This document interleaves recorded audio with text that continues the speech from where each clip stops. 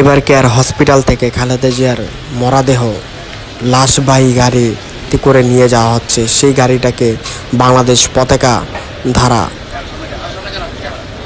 লাল পতাকা দিয়ে গাড়িটাকে সাজিয়ে এবং খালেদা জিয়াকে কফিনে করে নিয়ে যাচ্ছে গুলশান বাসভবনে। খালেদা জিয়াকে সারা বাংলাদেশের মানুষ অনেক ভালোবাসে, সেটাই প্রমাণ। মানুষের চোখে কান্না, খালেদা জিয়ার মৃত্যু।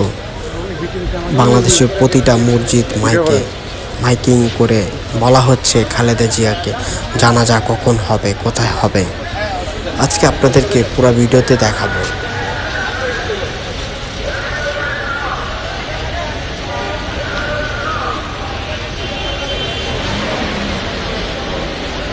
পজিশন মতো ঢুকে দিবা, পজিশন মতো ঢুকে দিবা। আমাদের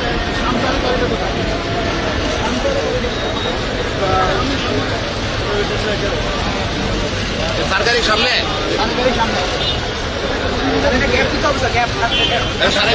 সরকারি সামনে এটার পরে যাবে, এটার পরে না সরকারি সামনে ওই দুজনই আছে, ওখানে সরকারি ওখানে হবে।